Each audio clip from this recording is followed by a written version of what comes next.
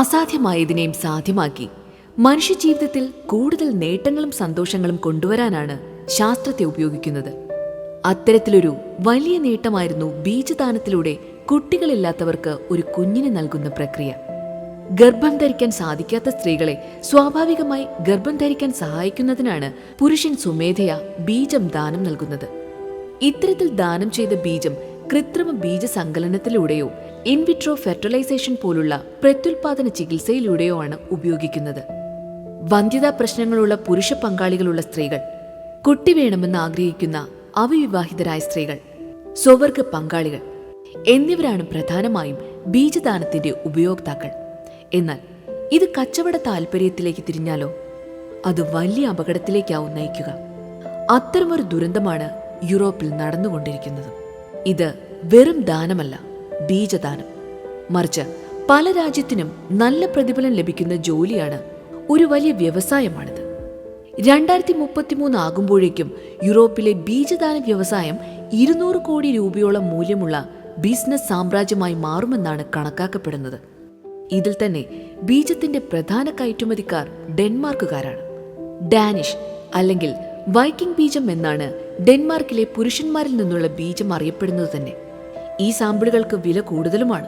ജീനുകളിലെ നീലക്കണ്ണുള്ളതും സ്വർണ്ണ തലമുടിയുള്ളതുമായ സ്വഭാവങ്ങളാണ് ഇതിന് കാരണമെന്ന റിപ്പോർട്ടുണ്ട്. മാത്രമല്ല, ചില പുരുഷന്മാരുടെ ബീജം മറ്റുള്ളവരെക്കാൾ ജനപ്രിയവുമാണ്. ഇതിനിടയ്ക്കാണ് 2025 ഡിസംബറിൽ ഒരു അന്വേഷണ റിപ്പോർട്ട് പുറത്തുവന്നത്.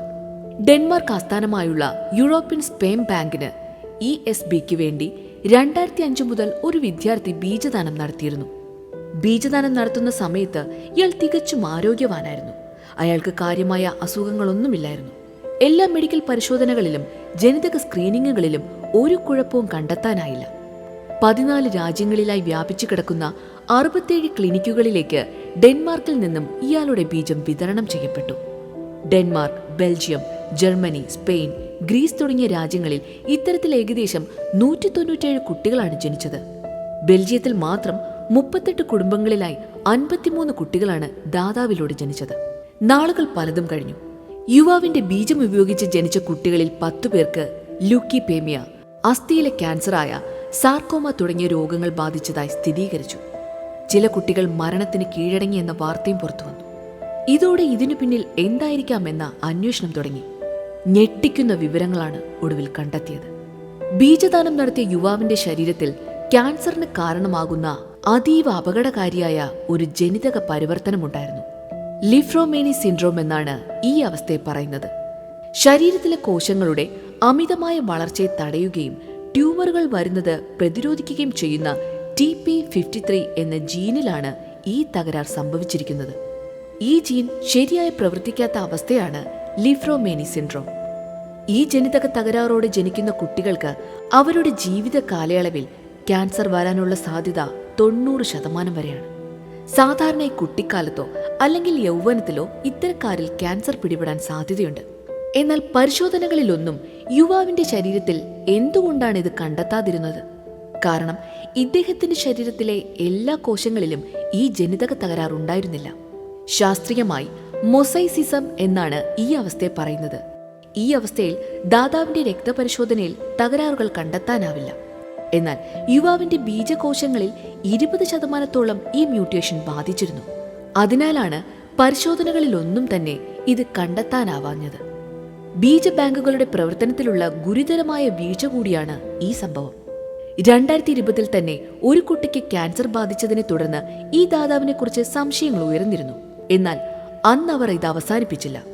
ഇതേ ദാതാവിന്റെ ബീജം വീണ്ടും ഉപയോഗിച്ചുകൊണ്ടേയിരുന്നു. 2023 ഒക്ടോബറിൽ മറ്റൊരു കുട്ടിക്ക് കൂടി സമാനമായ അവസ്ഥ റിപ്പോർട്ട് ചെയ്തു. അപ്പോൾ മാത്രമാണ് ബീജബാങ്ക് ഈ ദാതാവിനെ പൂർണ്ണമായും ബ്ലോക്ക് ചെയ്തത്. നിലവിൽ ഈ ബീജത്തിലൂടെ ജനിച്ച കുട്ടികൾ വലിയ ആരോഗ്യ ഭീഷണിയിലാണ് കഴിയുന്നത്.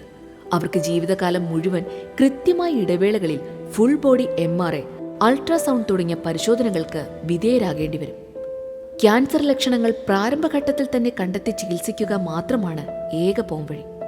ഈ സംഭവം അന്താരാഷ്ട്ര തലത്തിൽ ബീജ നിയമങ്ങൾ പരിഷ്കരിക്കണമെന്നും ദാതാക്കളുടെ ജനിതക പരിശോധന കൂടുതൽ കർശനമാക്കണമെന്നും ഓരോ ദാതാവിനും ആഗോളതലത്തിൽ തന്നെ കുട്ടികളുടെ എണ്ണത്തിൽ പരിധി നിശ്ചയിക്കണമെന്നുള്ള ആവശ്യം ഉയർത്തിയിട്ടുണ്ട്. ജനിതകശാസ്ത്രം ഇത്രയേറെ പുരോഗമിച്ചിട്ടും ഇത്തരം വീഴ്ചകൾ സംഭവിക്കുന്നത് വൈദ്യശാസ്ത്ര ലോകത്തിന് വലിയൊരു പാഠമാണ്. If you like our content, please like, share and subscribe.